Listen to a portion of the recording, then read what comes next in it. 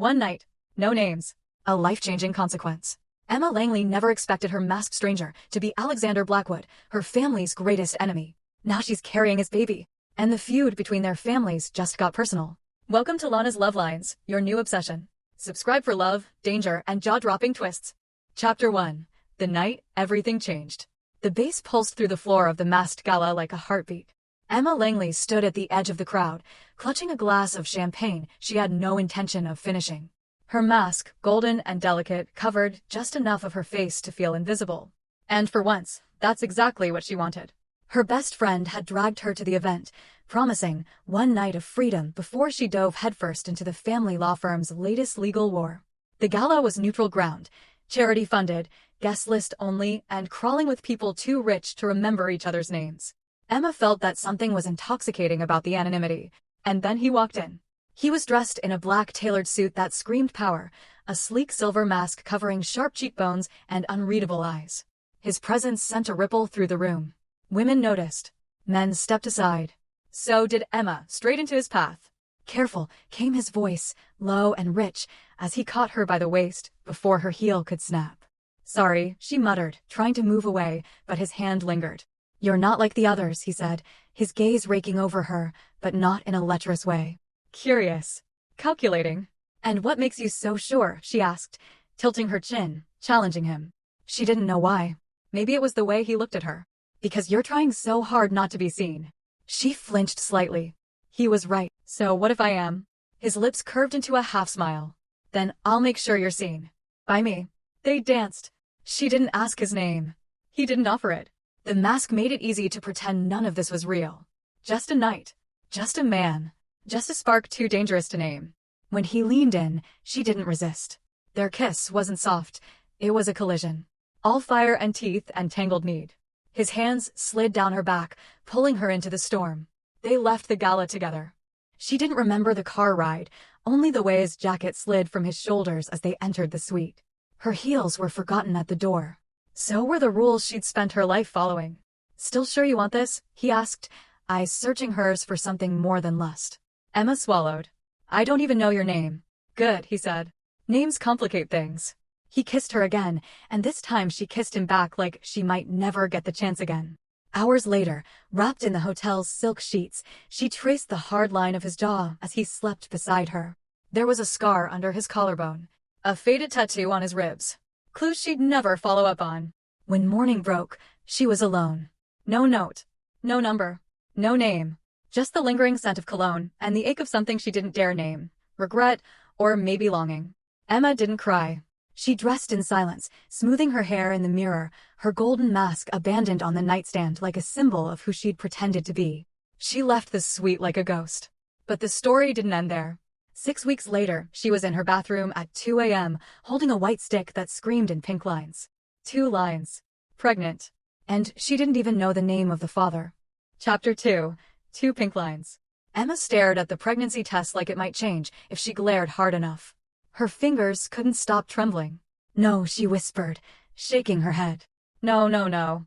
But the 2 pink lines stared back, stubborn and unblinking. She took another test. Same result. A third. Still pregnant. Emma slumped onto the bathroom floor of her small apartment, knees pulled to her chest, the stick still clutched in one hand. This can't be happening. She hadn't even seen him since that night. No texts. No last name. Not even a first. Only fragments. Silver mask, rough hands, that gravelly voice that haunted her in dreams. Her stomach churned, and not from morning sickness. 10 minutes later, her best friend Claire showed up in pajama pants and panic. You texted emergency, what happened? Did someone die? Emma opened the door, silent. Claire took one look at her pale face and widened eyes. Okay, who do I need to kill? Emma held out the stick. Claire blinked. Oh! Emma nodded. I'm pregnant. There was a long pause. Claire's eyes widened. Wait, is it his? The guy from the masquerade. Emma sank onto the couch and let her head fall into her hands. I don't even know his name. Claire sat beside her, voice soft. And you're sure it's? I haven't been with anyone else. Her voice broke. God, Claire, I don't even know what he does, who he is, where to even start. Okay, breathe. One step at a time, Claire said, ever the problem solver. Do you want to keep it? Emma paused. That question had haunted her the moment the first test lit up. Logically, she should walk away. Clean slate. New start. But emotionally? She placed a hand over her lower belly. A strange warmth spread from the center of her chest. I think I do, she whispered. It's not the baby's fault. And maybe it's crazy, but I already feel something. Like, I'm meant to do this. Claire blinked, then nodded slowly. Okay, then we figure it out together. But the world wasn't so forgiving. 2 days later, her father called. Cold. Formal. You've been avoiding the firm's meetings. I've been unwell. Well enough to party at the gala last month, he said sharply. Photos came out. Did you think I wouldn't notice you dancing with our competition? Emma's heart dropped. What do you mean, competition? The man in the mask. I had to do some digging. He's Alexander Blackwood, CEO of Blackwood and King. The man trying to ruin our family's company. Her mind reeled. No, it can't be him. But now she could see it. The arrogance, the intensity, the power in his gaze. She had slept with the enemy, and now she was carrying his child. Chapter 3. The Enemy Unmasked.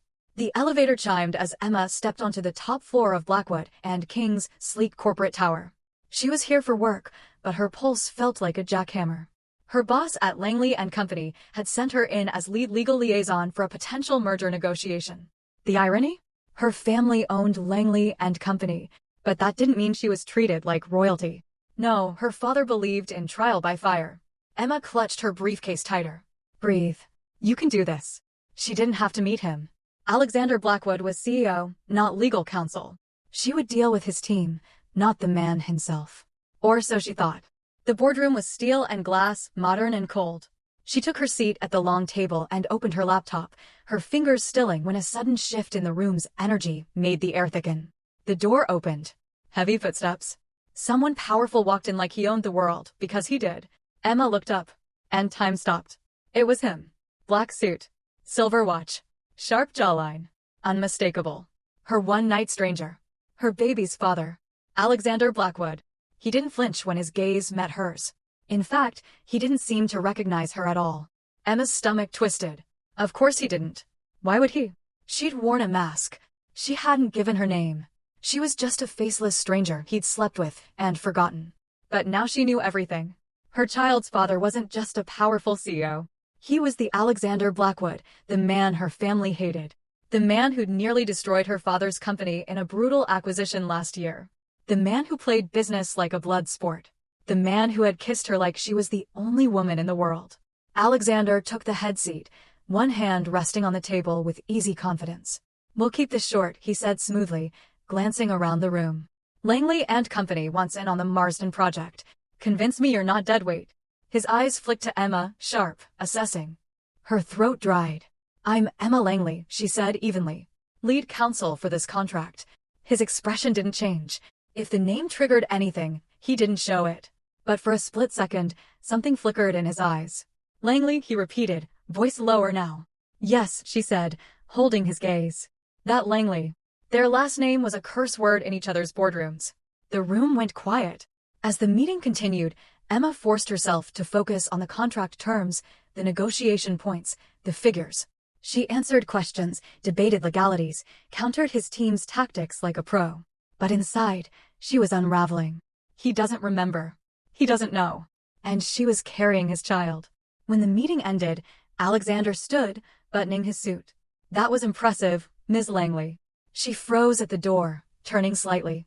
Excuse me. He looked amused. I expected a daddy's puppet. But you held your own. Emma bristled. I've built my own name. I don't need to be underestimated. His smile was slow. Duly noted. She tried to walk past him, but he stepped closer, lowering his voice. Still. I feel like we've met before. Her breath caught. Did he know? Was it coming back to him? I get that a lot, she said coolly, then pushed past and walked straight into the elevator, heart pounding. The doors closed. She gripped the metal railing, chest heaving. He didn't remember her. But she would never forget him.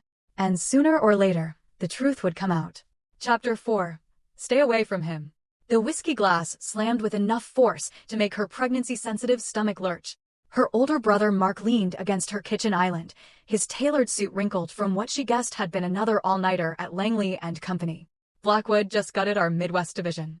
Mark's voice was raw. 3 regional managers resigned today, all going to his new subsidiary. Emmett turned toward the espresso machine. Her fingers instinctively curled around her still flat abdomen. The sharp scent of coffee beans turned her stomach, but she needed the prop. Business is business, she said, too lightly. Mark's eyes narrowed. You were in his boardroom yesterday. Her pulse jumped. Standard merger negotiations. Nothing. Everything with Alexander Blackwood is something. Mark grabbed her wrist, his grip too tight. Remember what he did to Uncle James? Those confidential documents that just happened to leak before the IPO. The grandfather clock in her penthouse foyer ticked like a time bomb. She wanted to scream that the man he was violizing had left fingerprints on her skin and a child in her womb. I know how to handle myself. She wrenched free, crossing to floor-to-ceiling windows where Manhattan glittered like broken glass. Mark's voice softened. Dad's setting you up with Richard Morrison. Saturday night at per se. Emma World. He can't just. For the company, Mark adjusted his cufflinks, the Langley family crest glinting. Morrison Pharmaceuticals is the alliance we need right now. Rain began streaking the windows like tears. Somewhere in the same storm, Alexander Blackwood was probably closing another billion-dollar deal, unaware that his greatest leverage against the Langleys was growing beneath her ribs. Chapter 5. The Baby's Secret. The dressing room mirror was a merciless witness as Emma turned sideways. At 14 weeks, the silk Zac Posen dress should have skimmed her figure flawlessly. Instead, a subtle curve strained against the emerald fabric. Perhaps the next size up? The sales associate's polish faltered. No, Emma's words dissolved as nausea surged. She barely made it to the gold-plated trash can. When she straightened, wiping her mouth, the woman's expression had shifted. Shall I call your car, Ms. Langley? Morning sickness can be so difficult. I shot down Emma's spine. Food poisoning, she snapped, throwing 3 credit cards on the counter. I'll take this one and the Black Valentino. The charity gala that night was a minefield. Every canopy smelled like a biological weapon, and her brother's suspicious glances from across the ballroom were worse than the nausea. Then she felt it, that electric prickle on her neck. Alexander stood near the champagne tower, his tuxedo a study in power. His gaze locked onto hers with unsettling intensity. Ms. Langley. His voice curled around her name like smoke as he materialized beside her. You've been avoiding our follow-up meetings. Emma's clutch pressed into her abdomen like armor. Busy schedule. Indeed. His eyes dropped to her untouched martini, then back up with a predator's patience. Funny thing, I dreamed about you last night. Her breath hitched. I'm sure your dreams are as ruthless as your mergers. His laugh was dark velvet. This one was particularly vivid. Masks. A hotel room. You. Excuse me. She fled toward the restroom, heart hammering. Had he remembered? Noticed her thickening waist? Or was this another of his psychological games? She looked at the girl in the mirror. It showed a stranger, a woman with frightened eyes and a secret that could detonate 2 empires. Chapter 6. Truth spills over. Emma fought to focus on the contract clauses, but the Blackwood and King conference room blurred at the edges in her eyes. At 18 weeks pregnant, the baby was already draining her strength. And the baby's father? He sat at the head of the table, distant and detached. Section 7.3 is unacceptable, but at the next second, Alexander's voice came from far away. Langley? Are you? The floor rushed up to meet her. Strong arms caught her before her skull cracked against marble. Through the gray fog, she registered his shout for a car, the scent of his cologne as he carried her, the vibration of his chest against her cheek as he growled at the driver to run every red light. Emergency fluorescence strobed overhead as gurney wheels squeaked. Any chance you could be pregnant? The triage nurse asked. Emma's eyelids fluttered. Alexander's grip on her hand tightened imperceptibly. The doctor's smile was bright as the heart monitor beeped. Congratulations. Baby's heartbeat is strong. Alexander went utterly still. Emma watched realization dawn in his frozen expression, the exact moment he connected the dots between her fainting spell, the masquerade night, and the math of gestational weeks. His voice, when it came, was lethally quiet. You. My boardroom. For months. Every word was a scalpel. You know you carried my child while your family tries to destroy mine. The heart monitor spiked. Emma reached for him, but he was already stepping back, his Armani suit wrinkled from holding her, his eyes the coldest she'd ever seen. Alexander, please. Don't. He straightened his cuffs with military precision. We'll continue this discussion when you're discharged. With my lawyers present. The door hissed shut behind him, leaving Emma alone with the consequences of both their mistakes. Chapter 7. War or Love. The penthouse elevator doors opened. Alexander's standing like a storm cloud in his own foyer. Emma barely had time to register the panoramic views of Central Park before he spoke. 16 weeks. His voice was a blade honed by fury. You knew for 16 weeks and said nothing. Emma's fingers curled around her hospital discharge papers. Would you have believed me? The Langley heiress claiming you fathered her. Try me. He advanced, his Italian loafers silent on the marble. You negotiated across from me while my child grew inside you. That's not omission, it's espionage. Espionage? Emma's laugh was raw. I was protecting my baby from becoming a pawn in your corporate war. Alexander's hand shot out, caging her against the glass wall. The Manhattan skyline stretched behind her, 1,000 glittering witnesses. Every decision you've made endangers that child. The stress, the hiding. You're in no position to judge me. She shoved against his chest. I've taken prenatal vitamins like clockwork. Walked away from champagne. Endured morning sickness in bathroom stalls while her voice broke. You didn't even remember me. Something flickered in his eyes. His grip loosened. I remembered. The admission hung between them, fragile as the first frost. Emma's breath caught. When? That damn gala. His thumb brushed her collarbone. You turned away exactly like you did in my dreams. The heat of him seeped through her blouse. She should pull away. Should remember this was the man who'd bankrupted her uncle. But her traitorous body leaned in, craving the familiarity of his scent, his heat. Alexander's gaze dropped to her lips. Tell me you felt it too. That night wasn't just chemistry, Emma whispered. His mouth crashed down on hers, not gentle, not sweet. A claiming. A punishment. She kissed him back with equal fury, their teeth clashing, her hospital papers fluttering to the floor. When they broke apart, his breathing was ragged. We're keeping the baby. It wasn't a question. Emma straightened her clothes with trembling hands. I never considered otherwise. Good. He retrieved a document from his desk. Because I'm suing for full custody. Chapter 8. His terms. The legal papers burned Emma's palms as she stormed into Claire's apartment. He can't do this. Her best friend scanned the document, eyebrows climbing. Actually, with Blackwood's resources and your recent fainting spell documented, he absolutely can. Emma collapsed onto the sofa, her baby kicking as if in protest. I won't let him turn my child into another corporate acquisition. Claire hesitated. There's another option. She tapped paragraph 12. He's offering shared custody. With conditions. The conditions were outrageous. Relocation to his penthouse for the remainder of her pregnancy. Weekly medical evaluations by his private physician. Immediate cessation of all work-related stress. He's trying to control me. Emma threw a throw pillow across the room. No, Claire said quietly. He's trying to protect his child. Can you honestly say the 70-hour weeks at Langley and Company are safe? Emma's hand drifted to her bump. She'd hidden her exhaustion, the dizzy spells she'd blamed on low blood sugar. But the hospital had been real. The fear in Alexander's eyes when she'd collapsed, that had been real too. Her phone buzzed with a text from an unknown number. The offer expires at midnight. Emma stared at the Manhattan skyline, where Alexander's tower stood like a steel sentinel. She typed one word. Why? The reply came instantly. Because last night I dreamed our daughter had your laugh. Her breath caught. He'd already imagined a future, while she'd been drafting battle plans. At 11:59 p.m., Emma pressed send on her reply. I'll move in tomorrow. On one condition, no lawyers between us ever again. 3 dots appeared.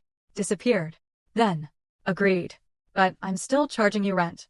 Attached was a photo of her masquerade mask, resting on his pillow. Chapter 9. Living with the enemy. Alexander's penthouse was colder than Emma expected. Not in temperature, the heated floors caressed her bare feet, but in its stark perfection. No family photos. No clutter. Just like a museum of modern art and first editions. Your room. He opened a door to a sunlit suite, adjacent to mine in case you need to monitor my vitals? She dropped her suitcase onto the bed. In case you need me. His gaze trailed to her rounded belly. The doctor said. I know what the doctor said.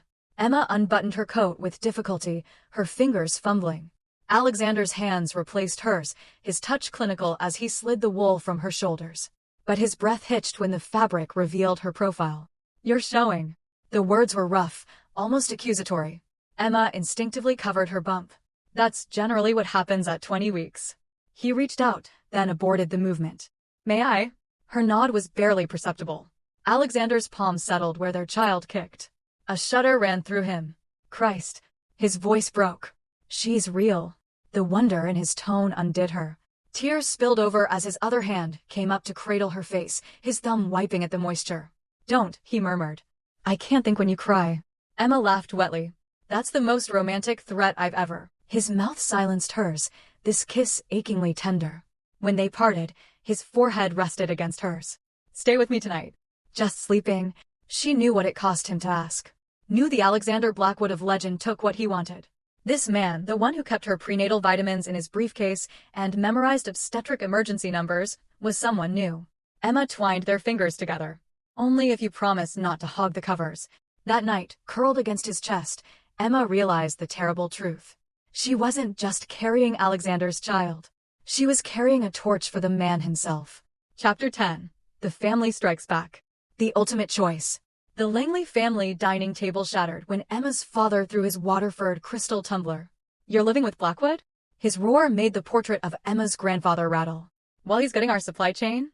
Emma kept her hands folded over her 28-week bump, a human shield. "This isn't about business. It's about my child." "Don't be naive." Mark slapped a folder on the ruined table. Security photos showed Alexander bringing her roses at midnight. "He's playing you. Blackwoods always take what they..." "Enough." Emma stood, her back protesting. "You want me to choose?" "Fine." She yanked off her Langley and Company lanyard. "I choose the man who remembers my tea order when I'm nauseous. Who kneels to put compression socks on my swollen feet after his 18-hour workdays." Her voice broke. "Not the family who sent Richard Morrison to assess my womb's investment potential last week." The silence was volcanic. Her mother spoke first. "I see. Leave tonight. And don't expect your trust fund to cover." Alexander's voice cut through the doorway. "She won't need it." Every head whipped toward where he leaned against the frame, his Brioni suit rumpled, holding a manila envelope. Emma's pulse spiked. He'd never been invited here. Mark surged forward. "This is a private termination agreement." Alexander tossed the envelope onto the whiskey-slick table. "Effective immediately, Blackwood and King ceases all hostile actions against Langley Holdings." His gaze locked onto Emma's father. "Conditional on Emma's full autonomy." Emma's breath caught. This was the deal he'd spent a decade fighting for abandoned. For her. Her father's laugh was sulfuric. "You expect me to believe you'd walk away from..." Alexander didn't blink. "I've already signed." And in that moment, Emma saw it, the truth he'd never voiced. This wasn't just about the baby. It was about her. Chapter 11. The Birth and the Breakdown. Rain lashed against the penthouse windows like 1,000 accusing fingers. Emma clutched the marble countertop as another contraction ripped through her, 3 weeks early. The pain was a live wire in her spine.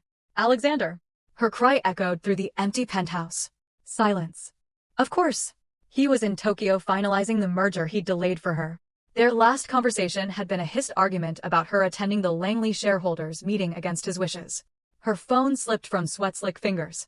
The screen showed Claire's last text, "Stuck in Chicago storm. Flight grounded until..." A gush of warm liquid soaked her leggings. Emma's breath came in shallow gasps. "Breathe. Just like the classes taught you."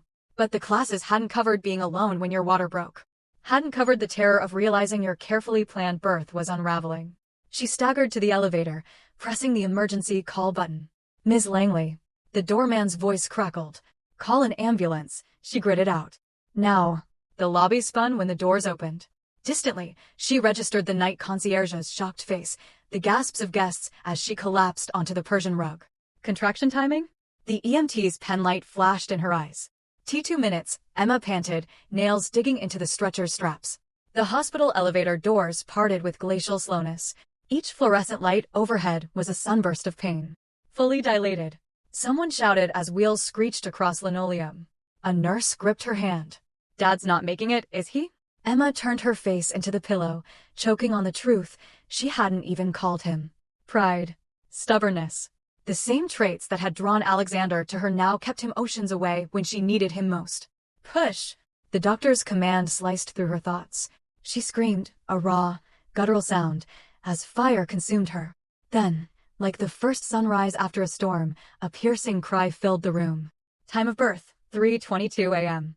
The nurse beamed. "She's perfect." Emma reached shaking arms toward the squalling bundle, but another contraction seized her. "Placenta's not detaching." The doctor's voice tightened. "We're losing blood pressure." Machines shrieked alarms. Cold spread through Emma's veins, darker than the storm outside. As the crash team surged forward, her last thought was of Alexander's face when he'd felt their daughter kick for the first time. "I'm sorry." Then nothing. Alexander's private jet touched down at dawn. He'd torn up a $200 million contract when the penthouse security alert flashed on his phone. Medical emergency, Tenant Langley transported to Mount Sinai. The hospital corridors blurred as he ran. A nurse intercepted him at ICU. "Mr. Blackwood? Your daughter's in NICU, but where's Emma?" His roar made interns flinch. The sight through the glass punched the air from his lungs. Emma lay motionless beneath a tangle of tubes, her skin the color of the bleached sheets. A machine breathed for her. "Postpartum hemorrhage," the doctor said quietly. "We stabilized her, but—" Alexander fell into the chair beside her bed, his $1,000 coat crumpling unnoticed. He pressed her limp hand to his lips. "Look at me, little fighter," he whispered, voice cracking. "You don't get to leave me now." A nurse approached hesitantly. "Sir, would you like to meet your daughter?" He didn't look up. Not without her mother. For 3 days, he kept vigil. Signed medical forms with hands that shook. Brushed Emma's hair from her pallid face. Threatened to sue the hospital when they mentioned possible brain damage. On the 4th morning, as sunlight gilded the ICU floor, Emma's fingers twitched in his. Alexander shot upright. "Emma?" Her eyelids fluttered open, gaze unfocused. "Baby?" A sob tore from his throat. He kissed her knuckles, her cheeks, her forehead, anywhere he could reach. "She's perfect. 10 fingers, 10 toes, and your stubborn chin." He buried his face in her neck, inhaling the scent of antiseptic and her shampoo. "Don't ever scare me like that again." She touched his stubbled cheek. "You came." Alexander's grip tightened. "Always." Chapter 12. I Choose You. The penthouse smelled of roses and baby formula. Alexander balanced the fussing newborn against his shoulder while adjusting Emma's pillows with his free hand. "Stop hovering," she muttered, though her fingers lingered on his wrist. "You nearly died." His voice was gravel. "I get to hover." Their daughter, Sophie, after Emma's grandmother, let out a mewl that dissolved into hiccups. Alexander's large hand spanned her entire back as he rubbed gentle circles. Emma's throat tightened. This man who commanded boardrooms with an iron will now whispered lullabies off-key at 3 a.m. "You're staring," he murmured without looking up. "Just wondering when Alexander Blackwood became a diaper-changing expert." He smirked. "Same day I became yours." The words hung between them, fragile as the dawn light. Emma reached for Sophie, their fingers brushing in the transfer. "You know my family will never accept this," she said quietly. Alexander stilled. "Do you care?" She traced Sophie's rosebud mouth. "I care that she'll grow up in the crossfire of this feud." A knock interrupted them. The doorman announced, "Mr. Langley is in the lobby." Emma tensed. Her father hadn't spoken to her since she'd walked out of the family meeting. Alexander stood. "I'll handle it." "No." She passed Sophie back to him. "We handle it together." Downstairs, Charles Langley's glare could have frozen hell. His gaze skipped from Emma's postpartum curves to the baby in Alexander's arms. "So it's true," he spat. "You've given the Blackwoods an heir." Alexander stepped forward, but Emma caught his arm. "Dad." Her voice was steel. "Meet your granddaughter, Sophie Grace Blackwood." Her father recoiled at the surname. "You'll regret this, Emma, when he shows his true colors." "Enough." Alexander's voice was lethally calm.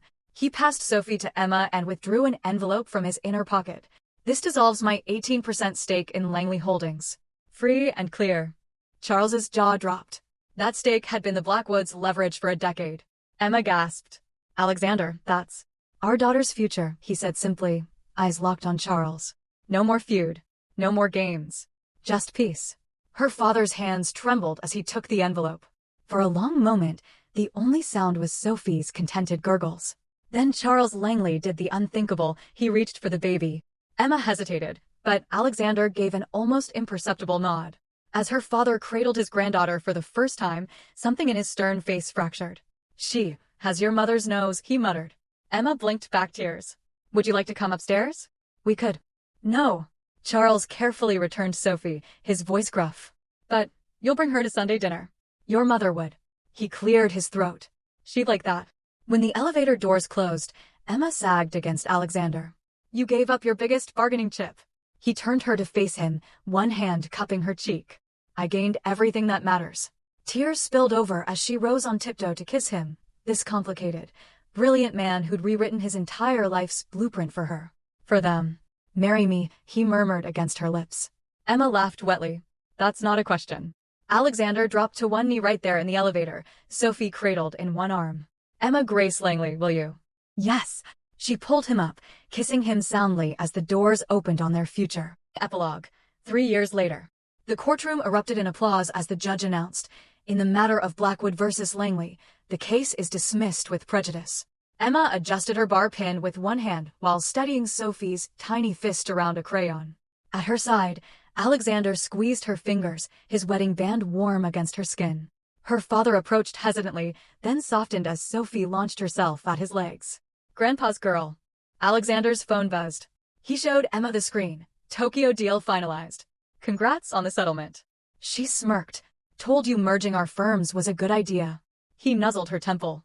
Remind me again why I ever argued with you? Because you're stubborn, controlling, and... Alexander silenced her with a kiss that left her breathless. Sophie giggled, clapping her hands over her eyes in exaggerated scandal. Later, as they walked through Central Park, Sophie balanced on Alexander's shoulders, Emma's hand tucked in his back pocket. She marveled at the life they'd built. From enemies to reluctant allies to this. Alexander caught her staring. What? Emma stretched up to whisper against his lips, just thinking how lucky I got with my one-night stand. His laughter rang through the autumn leaves as he pulled them both close, his girls, his heart, his always. The end.